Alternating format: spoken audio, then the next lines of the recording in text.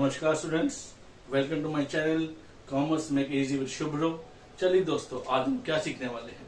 आज हम सीखने वाले हैं लीनियर प्रोग्रामिंग फॉर्मुलेशन, मतलब किस प्रकार से हम लोग इक्वेशंस बनाएंगे।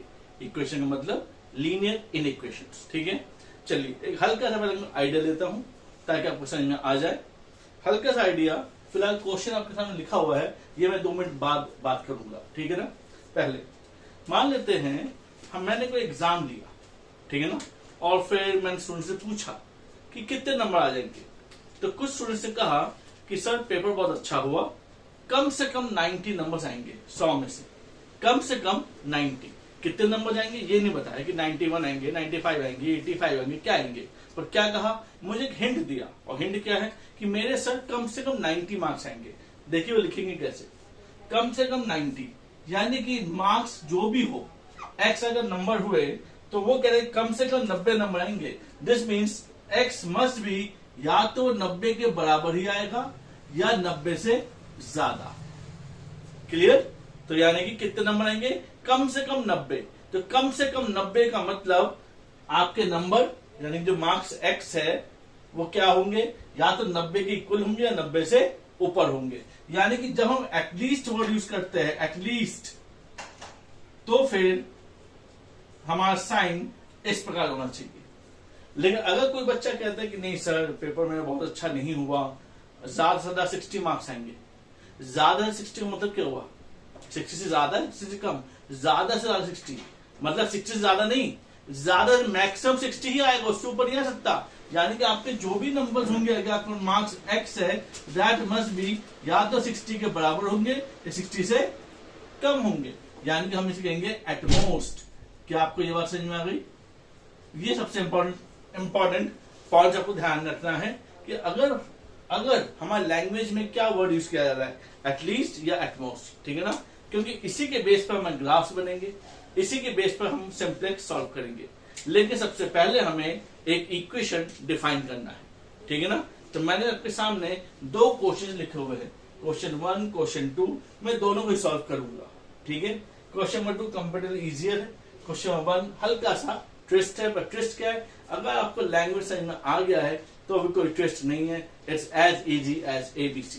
ठीक है, let's start. A doctor advised me to take such a diet every day which contains at least 4000 units of vitamin, 50 units of mineral and 1400 units of calories. ठीक है जी।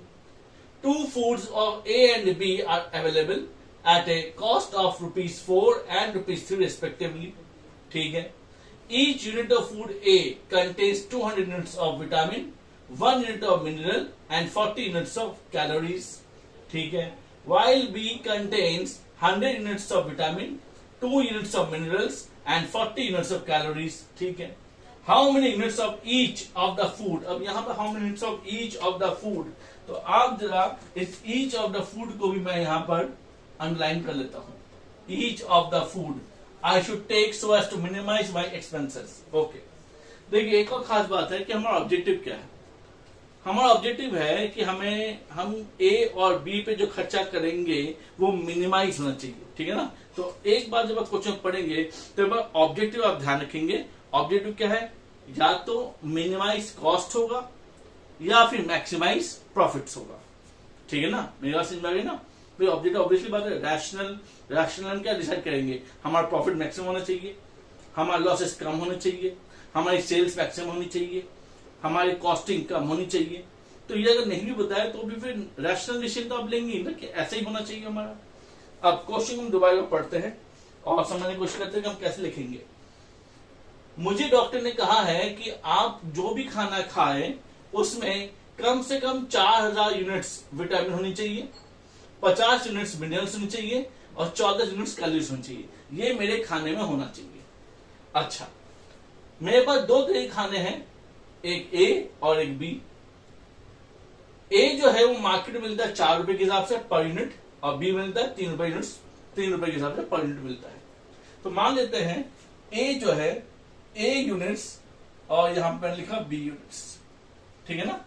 ओके, तो A यूनिट्स में कितने खरीदूंगा वो नहीं पता, वो मैं ले रहा हूं X, और B यूनिट्स कितना लूंगा मैं वाई। तो चाहे मैं ए लूं या बी लूं, इसमें भी मेरे पास तीनों चीज होनी चाहिए और इसमें भी फिलहाल तीनों चीजें हैं। वो तीन चीज कौन सी है?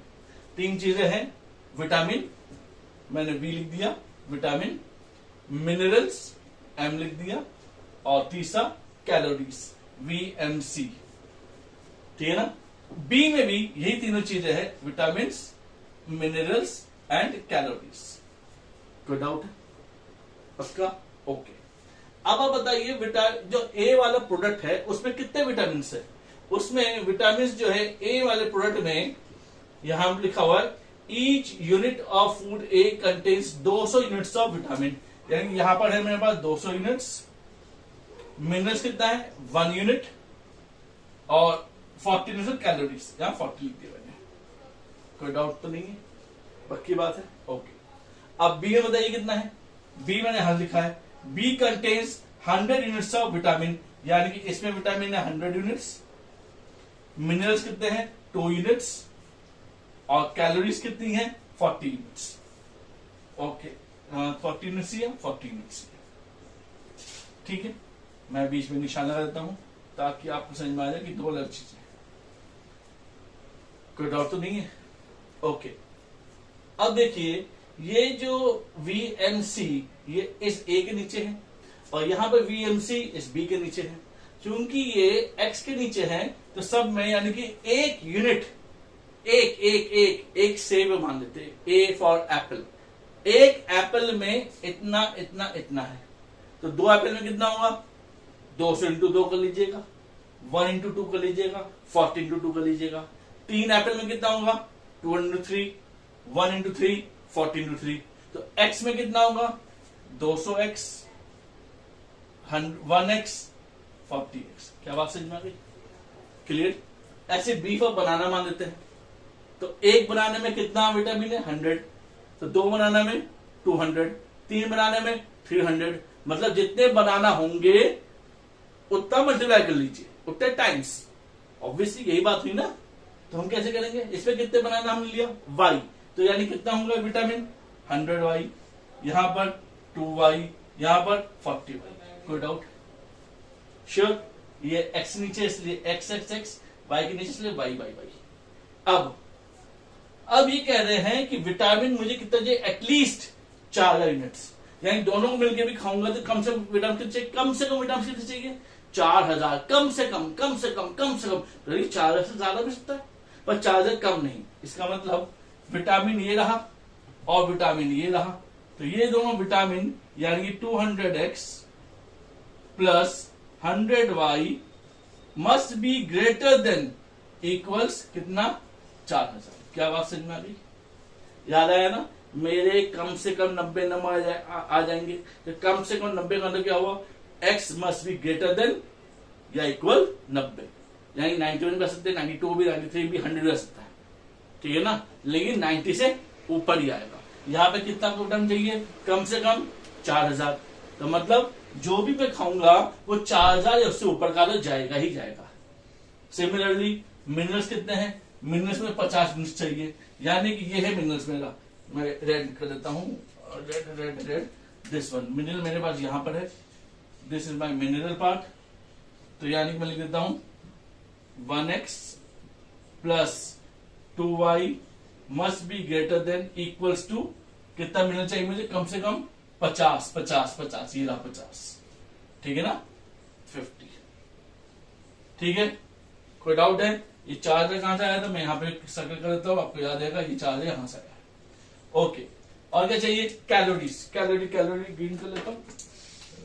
कैलोरी कितनी चाहिए? कैलोरी को मैंने कैलोरी चाहिए मुझे कम से कम 1400, तो कैसे लिखेंगे? कैलोरी का तो ये है मेरे पास 40x एंड दिस 40y, तो कैसे लिखेंगे? 40x plus 40y must be greater equals to कितना? 1400। क्या कोई डाउट है? पक्की बात है? ठीक है ना? तो this stands for vitamin, this for minerals, this for calorie. Got it? अब एक यूनिट, ये एप्पल ही मान लेते हैं, एक यूनिट एप्पल बाजार में कितना का मिल रहा है?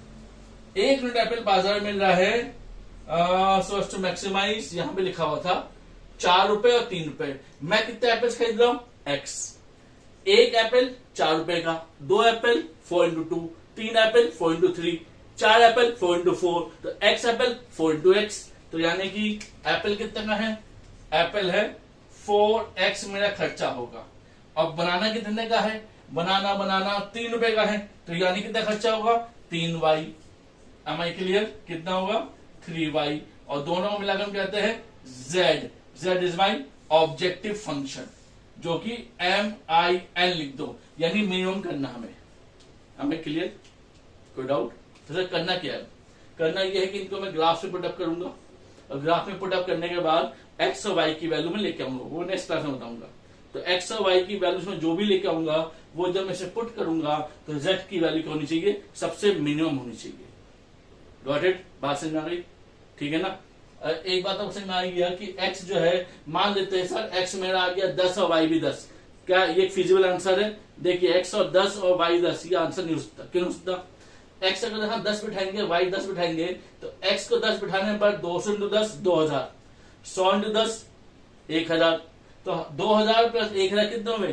3000। तो हमें क्या चाहिए? कम से कम 4000 से ज्यादा। इसका मतलब 10 and 10 is not a solution to it.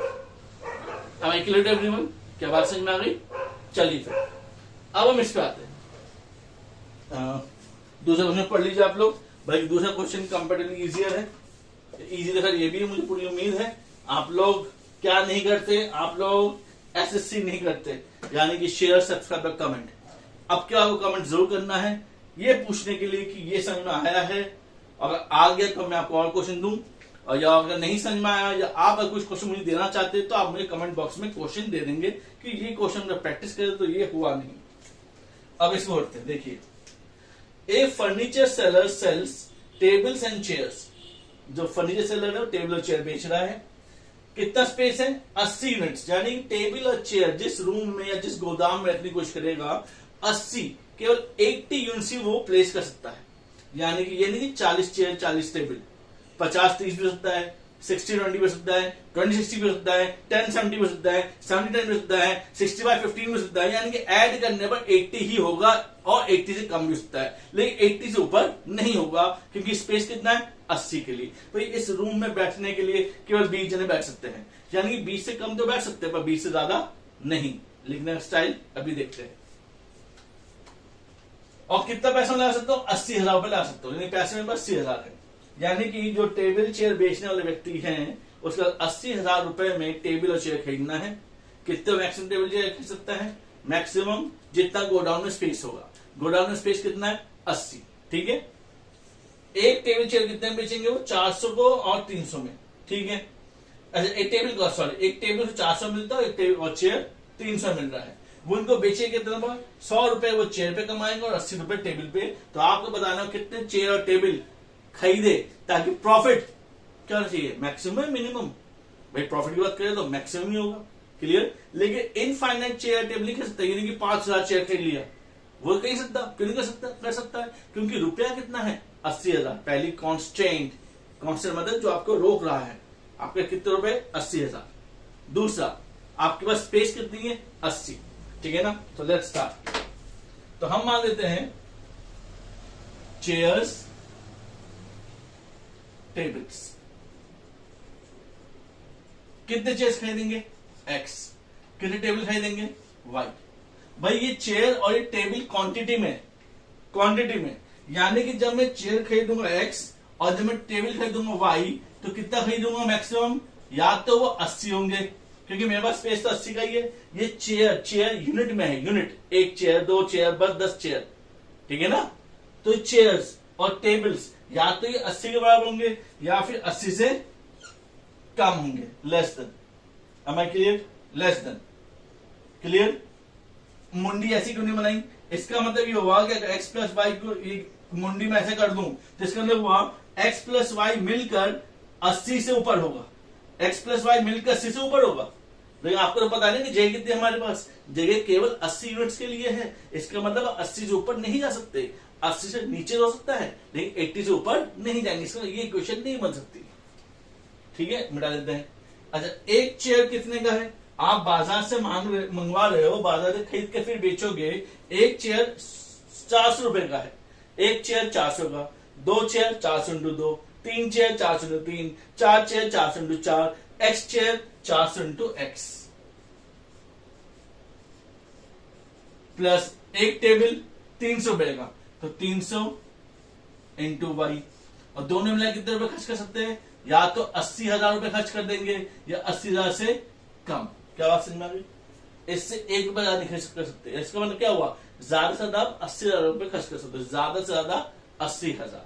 हालांकि यहाँ पे एटमोस्ट लिखा नहीं है, ठीक है ना, कि जैसे पिछले वीडियो में हम एटलीस्ट लिखा हुआ था, यहाँ पे कोई एटलीस्ट एटमोस्ट नहीं लिखा हुआ। लेकिन वो कहां से पता चला?